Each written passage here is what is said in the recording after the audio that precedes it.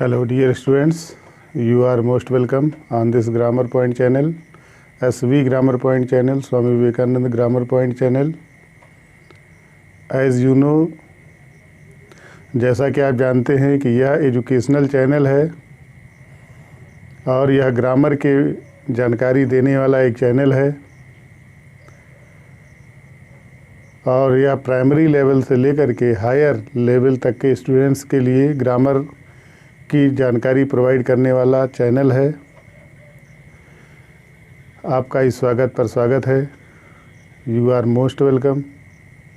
हम चर्चा कर रहे थे ग्रामर की, तो हमारे जो 11-12 के स्टूडेंट्स हैं क्लास 11 एंड 12 के, उनके लिए जो ग्रामर में 15 नंबर 15 मार्क्स का ग्रामर आता है, जिसमें नरेशन नंबर 2 मार्क्स के होते हैं। उसी प्रकार synthesis, transformation, syntax, vocabulary, idioms and phrases. और वोकेबुलरी में तो इसके भी पार्ट्स हैं। इसमें antonym, synonym, one word substitution and homophones आदि से 3-3 नंबर के प्रश्न पूछे जाते हैं बोर्ड में। तो नरेशन की जानकारी आपको दी जा चुकी है। आज सिंथेसिस की जानकारी हम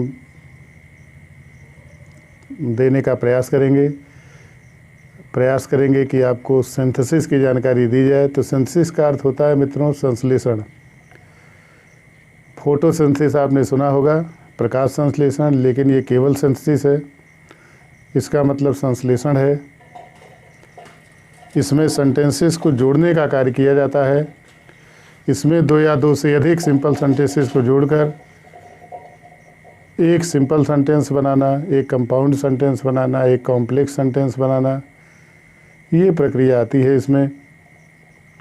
मित्रों, सिंथेसिस में सेंटेंस 3 प्रकार के होते हैं: simple sentence, compound sentence and complex sentence. Simple sentence का अर्थ है सरल वाक्य, साधारण वाक्य। कंपाउंड सेंटेंस, इसका अर्थ होता है संयुक्त वाक्य। और एक कॉम्प्लेक्स सेंटेंस, इसका अर्थ होता है मिश्रित वाक्य। तो सिंपल सेंटेंस की पहचान होती है। सिंपल सेंटेंस की पहचान ये है कि इसमें एक फाइनाइट वर्ब होता है। फाइनाइट वर्ब क्या है? जिस वर्ब का अपना एक निश्चित सब्जेक्ट होता है उसे फाइनाइट वर्ब बोलते हैं, और जिनका अपना निश्चित सब्जेक्ट नहीं होता उसे नॉन फाइनाइट बोलते हैं। नॉन फाइनाइट में 3 प्रकार के जीरंड, इन्फिनेटिव एंड पार्टिसिपल होते हैं। इनको डबल पार्ट्स ऑफ स्पीच भी कहा जाता है, क्योंकि ये वर्ब से बनते हैं। इनका फॉर्मेशन वर्ब से होता है और ये नाउन या एडजेक्टिव का कार्य करते हैं सेंटेंस में, इसलिए इन्हें डबल पार्ट्स ऑफ स्पीच भी कहा जाता है। तो इस प्रकार से जो नॉन फाइनाइट होते हैं, इनका यूज़ इनका कोई निश्चित सब्जेक्ट नहीं होता है, इसीलिए इन्हें नॉन फाइनाइट बोलते हैं। कंपाउंड सेंटेंस में, कॉम्प्लेक्स सेंटेंस में एक से अधिक सब्जेक्ट होते हैं, एक से अधिक फाइनाइट वर्ब होते हैं, इसीलिए इनको हम कंपाउंड सेंटेंस या कॉम्प्लेक्स सेंटेंस बोलते हैं। तो सिंपल सेंटेंस बनाने के लिए डियर स्टूडेंट्स 7-8 रूल होते हैं। इस रूल की चर्चा हम करेंगे आपसे, क्योंकि ये बहुत इम्पॉर्टेंट है, पार्ट एंड पार्सल है, इम्पॉर्टेंट है। इसमें जो पहला रूल होता है वह है बाय यूजिंग पार्टिसिपल। तो पार्टिसिपल डियर स्टूडेंट्स 3 प्रकार के होते हैं: present participle, past participle and perfect participle. Present participle verb के फर्स्ट फॉर्म में आईएनजी लगा करके बनाया जाता है, और इसका यूज उस समय करते हैं जब सेंटेंस में एक कार्य के पूरी तरह से समाप्त हुए बिना ही दूसरा कार्य प्रारंभ हो जाता है। और इसके हिंदी अर्थ में हुए या कर आता है। जैसे राइटिंग माने लिखते हुए या लिखकर, सीइंग मीन्स देखते हुए या देखकर, जंपिंग माने कूदते हुए या कूद कर। तो इस प्रकार से ये प्रेजेंट पार्टिसिपल है और इसका यूज हम कर सकते हैं। इसी प्रकार पास्ट पार्टिसिपल होता है। पास्ट पार्टिसिपल वर्ब का थर्ड फॉर्म होता है, एडजेक्टिव का कार्य करता है, उस या नाउन प्रोनाउन के ठीक पहले या बाद में आता है, जिसको यह क्वालिफाई करता है। इसी प्रकार से परफेक्ट पार्टिसिपल होता है, हैविंग के साथ वर्ब का थर्ड फॉर्म लगाकर बनाया जाता है। यदि जोड़े जाने वाला सेंटेंस पैसिव वॉइस में है तो हैविंग बीन के साथ वर्ब का थर्ड फॉर्म लगता है। यदि एक्टिव वॉइस में है तो हैविंग के साथ ही वर्ब का थर्ड फॉर्म लगता है। और इसका यूज उस समय हम करते हैं जब सेंटेंस में एक कार्य के समाप्त हो जाने के बाद ही, पूरा हो जाने के बाद ही दूसरा कार्य प्रारंभ होता है। अब जैसे एग्जाम्पल के लिए हम प्रेजेंट पार्टिसिपल का एग्जाम्पल लेंगे, the thief jumped up he ran away. तो अगर इसको हम जोड़ें तो क्या हो जाएगा, jumping up the thief ran away, कूद कर चोर भाग गया। तो कूदना और भागना दो क्रियाएं हैं इसमें। तो कूदना, जैसे ही कूदा नहीं कि भागने का कार्य प्रारंभ हुआ, इसीलिए यहाँ प्रेजेंट पार्टिसिपल लग गया। Jumping up the thief ran away, कूद कर चोर भाग गया। ही सा द डेंजर ही रिटर्न्ड, ये अलग अलग वाक्य है। अब इसको जोड़ना है, इसको सिंपल में लिखना है। तो कैसे लिखेंगे, seeing the danger he returned, या seeing the danger he ran away, खतरा को देखकर वह भाग गया। इसी प्रकार से पास्ट पार्टिसिपल में जब हम जोड़ते हैं तो इसमें he found a purse, the purse was last.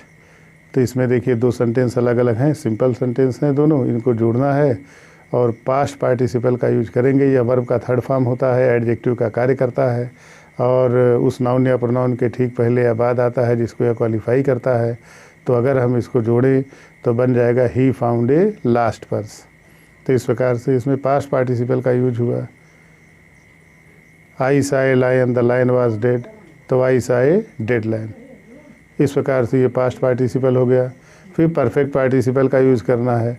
जैसा कि मैंने बताया कि परफेक्ट पार्टिसिपल का यूज उस समय होता है जब सेंटेंस में एक कार्य के समाप्त हो जाने के बाद, पूरा हो जाने के बाद दूसरा कार्य प्रारंभ होता है। जैसे ही wrote a letter he posted it, having written a letter he posted it. तो उसने पत्र लिखा, उसने पत्र को पोस्ट कर दिया। तो जब पत्र लिखने का कार्य समाप्त हुआ तब पोस्ट करने का कार्य प्रारंभ हुआ। तो इस प्रकार से यहाँ परफेक्ट पार्टिसिपल का यूज हुआ। इसी प्रकार जैसे the commander was killed, the army ran away. अब इसमें आप देखें commander was killed, was verb B है, इसके साथ वर्ब का थर्ड फॉर्म आया है, इसलिए पैसिव वॉइस है। और इसमें the commander having been killed the army ran away. इसी प्रकार दूसरा एग्जाम्पल है, the signal was given the train started. अब इसमें देखिए सिग्नल वाज गिवन, तो वाज के बाद वर्ब का थर्ड फॉर्म आया है, तो पैसिव वॉइस का हो गया। The signal having been given the train started, तो सिग्नल दिए जाने पर गाड़ी चल पड़ी। तो इस प्रकार से मित्रों ये पार्टिसिपल का यूज़ करके सेंटेंस को जोड़ने का कार्य किया गया है, सिंपल सेंटेंस बनाने का कार्य किया गया है। हमें उम्मीद है कि आपको यह समझ में आया होगा। अगर आप प्रयास करते रहेंगे तो ये समझ में आएगा। और आप इसको कमेंट करें, शेयर करें, लाइक करें। और शेयर करेंगे तो जो अधिकांश हमारे स्टूडेंट्स हैं, जहाँ तक हम पहुँच नहीं सकते, सबको यह समझने में आसानी रहेगी। Thank you. Hello dear students, you are most welcome on this grammar point channel, SV grammar point channel, Swami Vivekananda grammar point channel. As you know, जैसा कि आप जानते हैं कि यह एजुकेशनल चैनल है और यह ग्रामर के जानकारी देने वाला एक चैनल है। और यह प्राइमरी लेवल से लेकर के हायर लेवल तक के स्टूडेंट्स के लिए ग्रामर की जानकारी प्रोवाइड करने वाला चैनल है। आपका इस स्वागत पर स्वागत है। You are most welcome. हम चर्चा कर रहे थे ग्रामर की। तो हमारे जो 11-12 के स्टूडेंट्स हैं, क्लास 11 एंड 12 के, उनके लिए जो ग्रामर में 15 नंबर 15 मार्क्स का ग्रामर आता है, जिसमें नरेशन नंबर 2 मार्क्स के होते हैं। उसी प्रकार synthesis, transformation, syntax, vocabulary, idioms and phrases. और वोकेबुलरी में तो इसके भी पार्ट्स हैं। इसमें antonym, synonym, one word substitution and homophones आदि से 3-3 नंबर के प्रश्न पूछे जाते हैं बोर्ड में। तो नरेशन की जानकारी आपको दी जा चुकी है। आज सिंथेसिस की जानकारी हम देने का प्रयास करेंगे। प्रयास करेंगे कि आपको सिंथेसिस की जानकारी दी जाए। तो सिंथेसिस का अर्थ होता है मित्रों संश्लेषण। फोटोसिंथेसिस आपने सुना होगा, प्रकाश संश्लेषण, लेकिन ये केवल सिंथेसिस है, इसका मतलब संश्लेषण है। इसमें सेंटेंसेस को जोड़ने का कार्य किया जाता है। इसमें दो या दो से अधिक सिंपल सेंटेंसेस को जोड़कर एक सिंपल सेंटेंस बनाना, एक कंपाउंड सेंटेंस बनाना, एक कॉम्प्लेक्स सेंटेंस बनाना, ये प्रक्रिया आती है इसमें। मित्रों सिंथेसिस में सेंटेंस तीन प्रकार के होते हैं, simple sentence, compound sentence and complex sentence. Simple sentence का अर्थ है सरल वाक्य, साधारण वाक्य। कंपाउंड सेंटेंस इसका अर्थ होता है संयुक्त वाक्य, और एक कॉम्प्लेक्स सेंटेंस इसका अर्थ होता है मिश्रित वाक्य।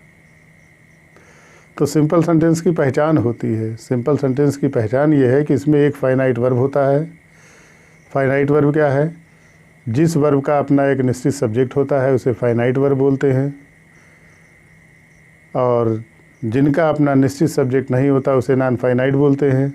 नॉन फाइनाइट में तीन प्रकार के जीरेंड, इन्फिनेटिव एंड पार्टिसिपल होते हैं। इनको डबल पार्ट्स ऑफ स्पीच भी कहा जाता है, क्योंकि ये वर्ब से बनते हैं, इनका फॉर्मेशन वर्ब से होता है, और ये नाउन या एडजेक्टिव का कार्य करते हैं सेंटेंस में, इसलिए इन्हें डबल पार्ट्स ऑफ स्पीच भी कहा जाता है। तो इस प्रकार से जो नॉन फाइनाइट होते हैं इनका यूज़ हम इनका कोई निश्चित सब्जेक्ट नहीं होता है, इसीलिए इन्हें नॉन फाइनाइट बोलते हैं। कंपाउंड सेंटेंस में, कॉम्प्लेक्स सेंटेंस में एक से अधिक सब्जेक्ट होते हैं, एक से अधिक फाइनाइट वर्ब होते हैं, इसीलिए इनको हम कंपाउंड सेंटेंस या कॉम्प्लेक्स सेंटेंस बोलते हैं। तो सिंपल सेंटेंस बनाने के लिए डियर स्टूडेंट्स 7-8 रूल होते हैं। इस रूल की चर्चा हम करेंगे आपसे, क्योंकि ये बहुत इम्पॉर्टेंट है, पार्ट एंड पार्सल है, इम्पॉर्टेंट है। इसमें जो पहला रूल होता है वह है बाय यूजिंग पार्टिसिपल। तो पार्टिसिपल डियर स्टूडेंट्स 3 प्रकार के होते हैं, present participle, past participle and perfect participle. Present participle verb के फर्स्ट फॉर्म में आईएनजी लगा करके बनाया जाता है, और इसका यूज उस समय करते हैं जब सेंटेंस में एक कार्य के पूरी तरह से समाप्त हुए बिना ही दूसरा कार्य प्रारंभ हो जाता है, और इसके हिंदी अर्थ में हुए या कर आता है। जैसे राइटिंग माने लिखते हुए या लिखकर, सीइंग मीन्स देखते हुए या देखकर, जंपिंग माने कूदते हुए या कूद कर। तो इस प्रकार से ये प्रेजेंट पार्टिसिपल है और इसका यूज हम कर सकते हैं। इसी प्रकार पास्ट पार्टिसिपल होता है। पास्ट पार्टिसिपल वर्ब का थर्ड फॉर्म होता है, एडजेक्टिव का कार्य करता है, उस या नाउन प्रोनाउन के ठीक पहले या बाद में आता है, जिसको यह क्वालिफाई करता है। इसी प्रकार से परफेक्ट पार्टिसिपल होता है, हैविंग के साथ वर्ब का थर्ड फॉर्म लगाकर बनाया जाता है। यदि जोड़े जाने वाला सेंटेंस पैसिव वॉइस में है तो हैविंग बीन के साथ वर्ब का थर्ड फॉर्म लगता है। यदि एक्टिव वॉइस में है तो हैविंग के साथ ही वर्ब का थर्ड फॉर्म लगता है, और इसका यूज उस समय हम करते हैं जब सेंटेंस में एक कार्य के समाप्त हो जाने के बाद ही, पूरा हो जाने के बाद ही दूसरा कार्य प्रारंभ होता है। अब जैसे एग्जाम्पल के लिए हम प्रेजेंट पार्टिसिपल का एग्जाम्पल लेंगे, the thief jumped up, he ran away. तो अगर इसको हम जोड़ें तो क्या हो जाएगा? Jumping up, the thief ran away, कूद कर चोर भाग गया। तो कूदना और भागना 2 क्रियाएं हैं इसमें। तो कूदना जैसे ही कूदा नहीं कि भागने का कार्य प्रारंभ हुआ, इसीलिए यहाँ प्रेजेंट पार्टिसिपल लग गया। Jumping up, the thief ran away, कूद कर चोर भाग गया। ही सा द डेंजर, ही रिटर्न्ड। ये अलग अलग वाक्य है, अब इसको जोड़ना है, इसको सिंपल में लिखना है। तो कैसे लिखेंगे? Seeing the danger, he returned, या seeing the danger, he ran away. खतरा को देखकर वह भाग गया। इसी प्रकार से पास्ट पार्टिसिपल में जब हम जोड़ते हैं तो इसमें he found a purse, the purse was last. तो इसमें देखिए 2 सेंटेंस अलग अलग हैं, सिंपल सेंटेंस हैं दोनों, इनको जोड़ना है और पास्ट पार्टिसिपल का यूज करेंगे। यह वर्ब का थर्ड फॉर्म होता है, एडजेक्टिव का कार्य करता है, और उस नाउन या प्रोनाउन के ठीक पहले या बाद आता है, जिसको यह क्वालिफाई करता है। तो अगर हम इसको जोड़ें तो बन जाएगा he found a last purse. तो इस प्रकार से इसमें पास्ट पार्टिसिपल का यूज हुआ। I saw a lion, the lion was dead. तो I saw a dead lion. इस प्रकार से ये पास्ट पार्टिसिपल हो गया। फिर परफेक्ट पार्टिसिपल का यूज़ करना है। जैसा कि मैंने बताया कि परफेक्ट पार्टिसिपल का यूज उस समय होता है जब सेंटेंस में एक कार्य के समाप्त हो जाने के बाद, पूरा हो जाने के बाद दूसरा कार्य प्रारंभ होता है। जैसे ही wrote a letter, he posted it. Having written a letter, he posted it. तो उसने पत्र लिखा, उसने पत्र को पोस्ट कर दिया। तो जब पत्र लिखने का कार्य समाप्त हुआ तब पोस्ट करने का कार्य प्रारंभ हुआ। तो इस प्रकार से यहाँ परफेक्ट पार्टिसिपल का यूज हुआ। इसी प्रकार जैसे the commander was killed, the army ran away. अब इसमें आप देखें commander was killed, was verb B है, इसके साथ वर्ब का थर्ड फॉर्म आया है, इसलिए पैसिव वॉइस है। और इसमें the commander having been killed, the army ran away. इसी प्रकार दूसरा एग्जाम्पल है the signal was given, the train started. अब इसमें देखिए सिग्नल वाज गिवन, तो वाज के बाद वर्ब का थर्ड फॉर्म आया है, तो पैसिव वॉइस का हो गया। The signal having been given, the train started. तो सिग्नल दिए जाने पर गाड़ी चल पड़ी। तो इस प्रकार से मित्रों ये पार्टिसिपल का यूज़ करके सेंटेंस को जोड़ने का कार्य किया गया है, सिंपल सेंटेंस बनाने का कार्य किया गया है। हमें उम्मीद है कि आपको यह समझ में आया होगा। अगर आप प्रयास करते रहेंगे तो ये समझ में आएगा। और आप इसको कमेंट करें, शेयर करें, लाइक करें। और शेयर करेंगे तो जो अधिकांश हमारे स्टूडेंट्स हैं, जहाँ तक हम पहुँच नहीं सकते, सबको यह समझने में आसानी रहेगी। Thank you.